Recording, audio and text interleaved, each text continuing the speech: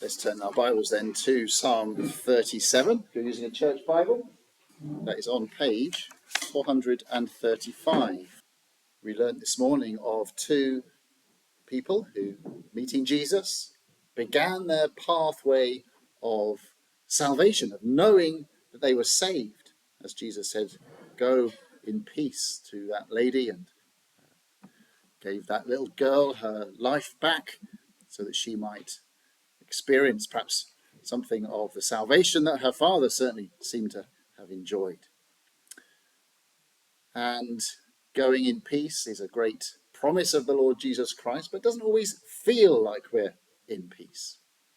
And for those who are new to the faith, it's so good to learn from the experience of those who have been in the faith a longer time, who have that experience of walking in the ways of peace through the midst of very difficult, challenging times. And Psalm 37 is something of that. Verse 25, it's a Psalm of David, and he says, I have been young, and now I'm old. Yet I've not seen the righteous forsaken or his children begging for bread. We'll come to that verse later on. So he's reflecting on the lessons that he's learned. It's one of the sad reflections, isn't it, on our societies, our families, our individual lives, that often we don't learn the lessons from the past. How many times there have been great scandals that hit the news, and then there's a great investigation that takes place, and trying to draw out key lessons for the future, why they should never happen again. And yet, fast forward a few years or a decade, and then the same mistakes are being made. The same lessons are needing to be drawn out because people haven't learned the lessons. But we have an opportunity through the scriptures and by the power of the Spirit to learn the lessons that God would teach us through the experience of those who've gone before. And that's what David wants to do. He's getting to the end of his life. He's reflecting back on some of the hard-fought lessons that he's learned, not just to make him wise in his old age, but to share that then with others, that they may have confidence.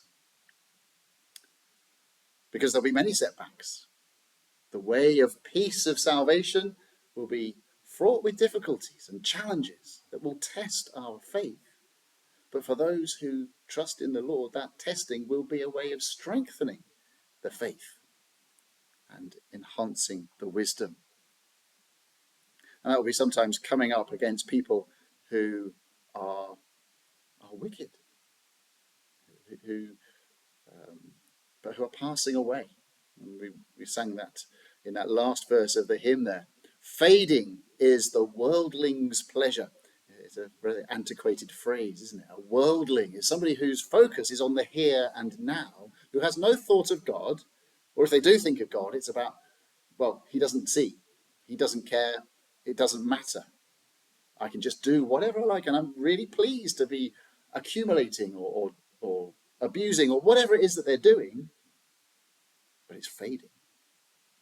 What we have, if we are people of salvation, is solid joys and lasting treasure. Those are the only things, those are only known by the children of Zion, as we've just sung. So we're going to look at this psalm in 4 sections. We have 2 sections, think about those, and then have a hymn, and then think about the final 2 sections, and then have another hymn. So first of all then, Psalm 37, verses 1 to 11. Thank you, Karen.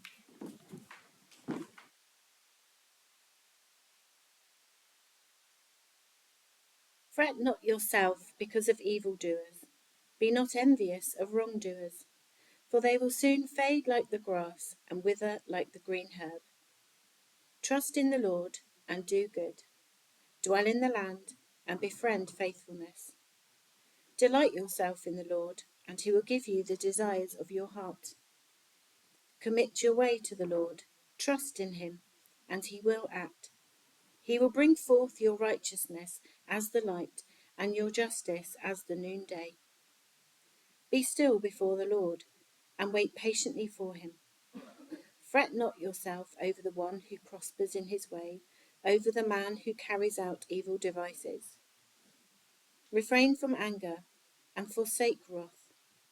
Fret not yourself, it tends only to evil.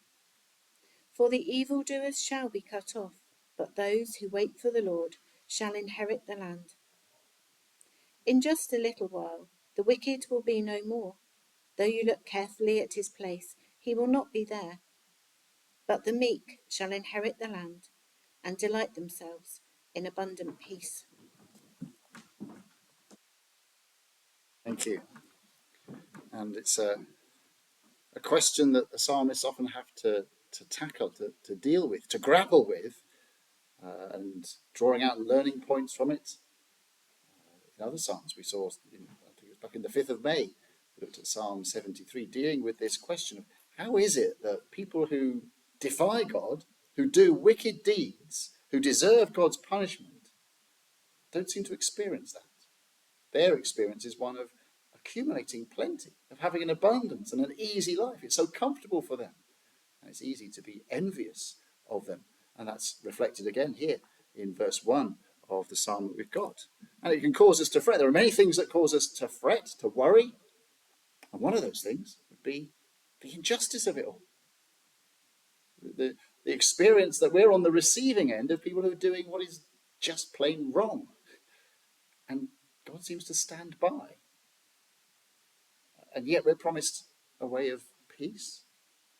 The wicked have it so easy. There's a description of all the health and the riches and the power, the apparently abundant blessings that are theirs, with no thought of God, no obedience to God, and in defiance of God. They serve themselves, and they will get what they want by whatever means, just against all principles of justice. Regardless of the God of justice, it's just not fair for people to live like that. How can this be? How can this be allowed in God's world?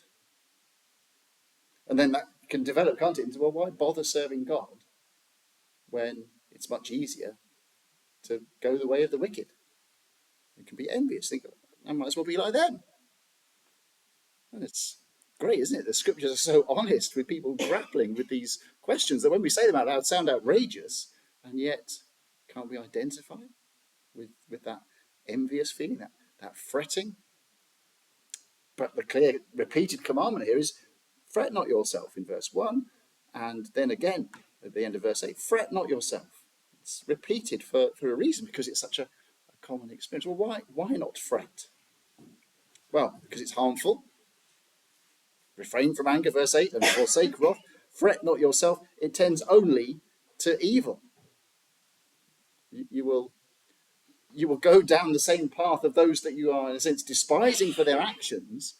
If you're fretting, you will end up emulating what they're doing and being evil yourself. But also it reveals a lack of faith, doesn't it? Saying that this just doesn't work, this isn't right. God's got it wrong. That is a major failure of faith, isn't it, to conclude that? But when you allow these things just to dwell on your mind and to bother you intensely, then that's the danger, isn't it? That we're living not by faith, but without faith. Because we're measuring our lives according to the criteria that everybody else uses. They're grasping and getting because they measure their lives by the things that they can get. And if we look on with envy and say, well, they've got so much, why doesn't God's good hand give me that as well? We're just scoring things the same as they do. We're living like them. We misunderstand God's power. We misunderstand God's promised peace. Peace doesn't come through accumulating these things or being successful according to those criteria. Peace comes from that right relationship with God. And that relationship, of course, is built on faith, on trust. Fretting from envy, that's a trust failure, isn't it? We're not to set our hearts on fading pleasures, things that are passing away. The beginning of the psalm puts it in agricultural terms, as so often the scriptures do. We have that saying, don't we? The grass is greener. You know, the idea of an animal standing on this side of the fence in a very barren field and looking over there and thinking, well, look, the grass is so much greener, and perhaps trying to force their way through the fence to get to the green grass. And how many sheep have got into serious trouble because they've been doing that. And we can be like that, can't we? We think, oh, it's so much better over there. But then when we get there, we realize there's a problem. Yes, there may be temporary fullness, but it's fading away as quick as grass. Well, we're seeing that now with the hot weather we're having. The grass that was very green is quickly turning brown and crispy. And that's in a not especially hot country. How much more in the Middle East, where the context for this was written. Remember, they'll soon fade. They may have plenty, but they can't take it with them. All that they're accumulating, all that they're measuring their success by, lasts but for a moment in the light of eternity. So don't be fooled by the shiny things that they have. It just spoils and ruins. What we have is lasting treasure. Well, what does that lasting treasure look like? That we are to commit our way to the Lord because the treasure that we have in him, that we can trust him for, verse 5, is so much better. Well, it's that sense, verse 6, of the righteousness of following him. He will bring forth your righteousness as the light and your justice as the noonday. Because God is a God of justice who sees everything and judges everything fairly, you can therefore act with righteousness and pursue justice, trusting him that he will get it right, that there won't be any miscarriages of justice with him. And to follow the way of the wicked who you're tempted to envy is to deny all of that, isn't it? To say that God's way is not the best way. It's better to walk according to the wisdom of the here and now. But God's way is what lasts, and therefore must govern our pathway. We'll think a bit later on about some of the deeds that would bring forth, but that's the principle in verse 6. And sometimes we just need to remind ourselves of that in the quietness. Verse 7, be still before the Lord and wait patiently. Just take that time to see things as they really are and not to respond immediately to the feelings that these situations can naturally bring. We fight those things with God's truth. And that's what David's learned. Many things, many evildoers who had come into his life that could have caused him to panic, to fret, to be angry, and to lead him astray. But he learned to put his trust in the Lord and following the right way that God calls him to.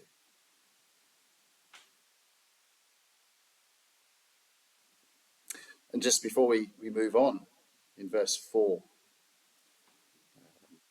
about setting our treasure, our hearts, in the right place. Verse 4, delight yourself in the Lord, and he will give you the desires of your heart. And there's a great danger here, isn't there? Because when we set our heart on something, the danger is that God will give us that. In a sense, that's what he's promising, isn't it? Okay, in the positive sense of delighting ourselves in the Lord, and he will give you the desires of your heart. If we want God, he will abundantly give us himself, the best and most lasting treasure that anybody can have. But when we're setting our hearts on the treasures that these people over here, the wicked, godless people, are valuing most highly and pursuing at any cost, the danger is that God would give us those. Be a massive distraction and a massive corrupting of our pathway of peace. Because we'll think, oh, take it easy, be comfortable. You've got what you want, and you can get some more by a bit more of this way of living. And you'll find yourself further and further away from God and his righteousness. And there will be a day of reckoning. So don't count yourself in with them. Don't set your hearts on what they delight in. Set your hearts in what is truly lasting, God and his goodness. Of course, God graciously does give us what we need. And it's good to be content and to be thankful for these things. But what is it that really motivates us? What's our deepest desires? Encourage one another, can't we, to desire God and all that he has of eternal blessings for us in Christ. He is of utmost importance. How foolish if we treasure things that only last a while, things that are of no real value. It's been Prince William's birthday this week, hasn't it? Imagine sending him through the post a little gift of a little paper crown that you get in the Christmas crackers and some plastic jewels that look a bit like the crown jewels. And he opens the present excitedly and thinks, oh, great, I've got it. I can now, I don't need to wait any longer for the real thing, the real crown jewels, because I've got these. We'd say, well, fool. But if we're saying these things that are the plastic, not the real deal, that everybody else is pursuing, how foolish if we pursue those when what's laid up for us is the real thing, the real treasure. So let's not be fools. Let's have a right valuation system. Enjoy all that God has for us for all eternity. Enjoy it now, with more to come. Well, we're going to turn to our second section, and that's verses 12 to 20. And I think we need some windows open.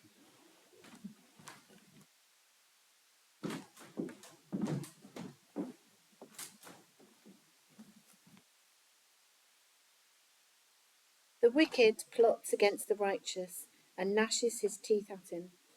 But the Lord laughs at the wicked, for he sees that his day is coming. The wicked draw the sword and bend their bows to bring down the poor and needy, to slay those whose way is upright. Their sword shall enter their own heart, and their bows shall be broken. Better is the little that the righteous has than the abundance of many wicked. For the arms of the wicked shall be broken, but the Lord upholds the righteous. The Lord knows the days of the blameless, and their heritage will remain forever. They are not put to shame in evil times. In the days of famine they shall have abundance. But the wicked will perish. The enemies of the Lord are like the glory of the pastures. They vanish. Like smoke, they vanish away.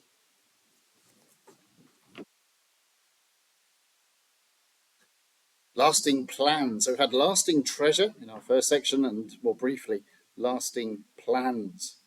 And here we're seeing what the wicked get up to. They have plans, exercising their power, as it seems.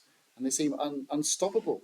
There they are, drawing their sword out and bending their bows to get at the poor and needy who are helpless. And there's nothing they can do to stop them. They will exploit anybody in their pursuit of the treasure that they think is most important. But the confidence that comes from trusting in the Lord is being at peace that he will bring justice. He will thwart their plans. So there they are, busy doing all their killing and violence, and yet it turns back on themselves, verse 15. Their sword shall enter their own host. Their bows shall be broken. So you end up firing the arrows back at themselves.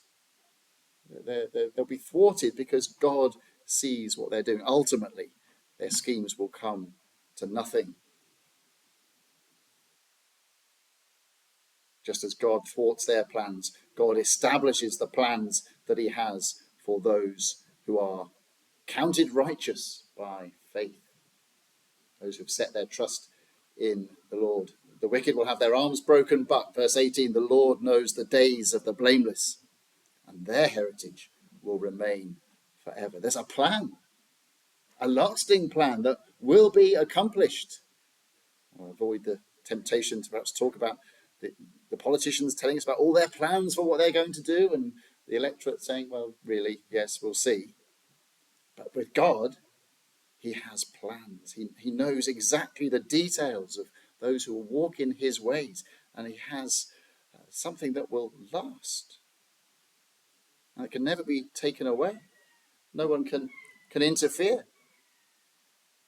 How wonderful are God's ways, and how much that's been proved. How many nations, the governments of nations, have stood against God and his church. They've said, we will wipe out the memory of God from these people, either by force or by education, as it's so called. We will remove God from the public square. And yet God's church has flourished, maybe in secret, maybe in countless different ways, proving that God has plans to bring a people from all of the different nations to himself. And however powerful the states may be, either those who defy God, saying there is no God, as we saw in the days of the communist era, or those who have a religious background to it, saying that their religion is superior and Christianity must be wiped from the record. They will be brought to nothing. God's people will continue to thrive. There's the picture again of harvest abundance, verse 18. They're not put to shame in evil times. In the days of famine, they have abundance. They don't draw on their own strength, but on the strength that God provides them as they believe him, as they trust that there is a plan. We don't know how it's working out right now, but we trust him and we continue on the path that he sets before us. There's many things we don't know about that path, but what we do know, we will follow. That's the statement of faith, isn't it? That's the working out of faith. We're steadfast because he upholds the righteous. Not righteous because we've done lots of good things, but righteous because God counts us righteous through faith in him. It's always been the way in the scriptures, isn't it? That we are right with God. We're justified by faith, not by works. And that's picture, that's the language used here. The God is no idle spectator. The wicked may think they're getting away with it, but God is working out his purposes, even through their wickedness. And that's amazing, isn't it? To see how God thwarts the plans by bringing things back on themselves to ensure that those who trust him will endure. That's not to say that believers don't get caught up in this. Many believers have been martyred for their faith. That's a clear teaching of the scriptures. So we're not to be dismayed when we see that or when we face that for ourselves. Should death come, God still has a plan for good for us, and he will accomplish that. So that spurs our confidence, doesn't it? And as we're confident in him, surely our experience of peace is heightened as we grow in wisdom. 21 to 31, lasting deeds.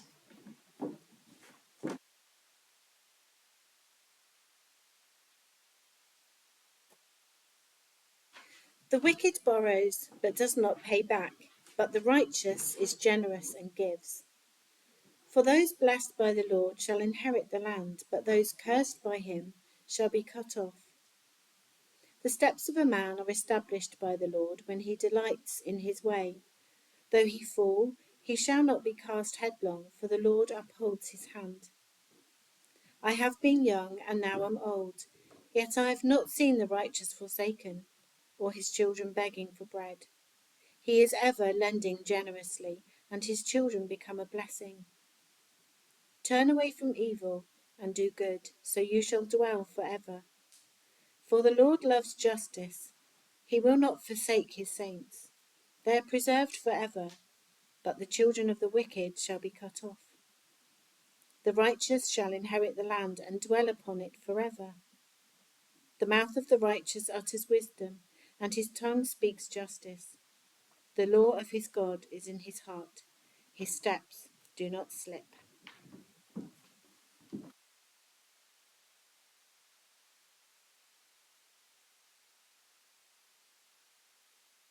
So the contrast continues between those who are wicked, who live by the motto, it's a dog eat dog world. So you've got to push others down to get yourself up. And that could so easily shape us if we allow ourselves the envy that we were talking about earlier in the first section. The idea we've got to preserve ourselves at all costs. Doesn't matter what effect it has on other people. But you see, that just doesn't fit with those who put their trust in the Lord. If you know that you are secure, that you have God's lasting plans for you, you have lasting treasure, you can have deeds that will last, deeds that go against the flow. We talked earlier, didn't we, this morning about crowds that were preventing the accomplishment of what was desired. And so often, not only are the crowds preventing us from doing what we want to do, but we're going in the opposite direction to the crowds, aren't we? If we're trying to live God's way, everybody else is going that way, living that way, and thinking it's best, and are most put out when we say no, we go this way, because that's what God says. And we trust God, not the spirit of the age. It's the steadfastness that we have in the Lord that enables us to continue to go that way. It looks very different, doesn't it? There's the grasping of the wicked, verses 21 and 22, verse 21, but verse 22, there's the open-handedness of the Lord's. When you have an eternal inheritance, you don't need to grasp hold of all the things that are in the here and now. You go forward with God's plan, the steps, speaking about the things that you get on with day by day, the simple stuff. What's simpler than just taking a step forward? And the life that we're called to is just that routine trusting in the Lord. Yes, there's that beginning of trusting in the Lord. We saw those examples this morning. But it doesn't stop, does it? When we know salvation, when we receive forgiveness, we still have to put our trust in the Lord tomorrow and the day after and the day after that, so that we can live right according to faith. That we can live those merciful lives. We've received mercy, therefore we want to show mercy. Don't panic when hard times come. When injustice and wickedness seem to reign, we continue to do what's right in God's sight and oppose the wickedness by doing that. So there's the example. So we've seen the grasping of the wicked, verse 21, but verse 26, ever lending generously, the children becoming a blessing. So there's that longevity to it. It keeps on cycling through the generations. The Bible doesn't promise that hardship won't come. God's way of salvation, the way of peace, will still endure. We will still experience some difficulty, some hard times. Although David's experience is interesting, isn't it? There in verse 25, we reflected at the beginning. In his old age, he's not seen the righteous forsaken or his children begging for bread. God is good to give what his people need to keep on going those steps forward. But for the righteous, even if bread should be in short supply, if the most basic physical needs that we have seem so difficult, surely those who trust the Lord say, we will not forsake the Lord and his ways. He knows what we need. We trust him. We're not going to worry even about life-threatening shortages of food. That's a real peace, isn't it, to be able to look poverty and famine in the face and to trust God through those. Trusting that God will bring good even through those things. God will never forsake us, so we will never forsake him by his grace. Because we want God's ways to be seen, to be established. And the best way to show that is by walking in those ways. And that's the clear lesson that we have throughout the scriptures, and we've seen it. The steps of a man are established by the Lord when he delights in his way. God will enable us to live this way. Yes, there will be rough places, times when we will fall flat on our face in a sense, but it won't be utter destruction. It won't be the end. God will raise us up. He will uphold us and enable us to go forward once more. How we can encourage one another then to, yes, believe the truth, but to base our lives upon that in those daily lives, that daily step-by-step action that we're called to. And God's truth impacting on that each step of the way. Lasting deeds. Well, fourthly then, we must complete our time with verse 32 to 40, a lasting refuge.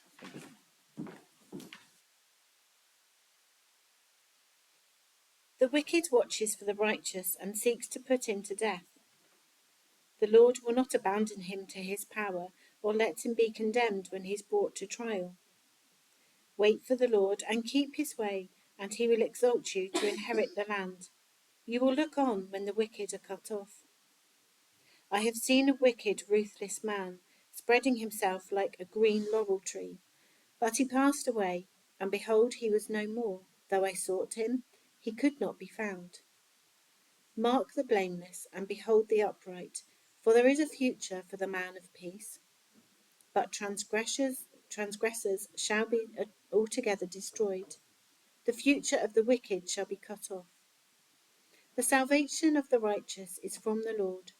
He is their stronghold in the time of trouble. The Lord helps them and delivers them. He delivers them from the wicked and saves them, because they take refuge in him. So again, a very common theme in the Psalms of the refuge that we can find in the Lord, a place where the wicked cannot reach into. They may do their best. They may even bring you, verse 33, to trial.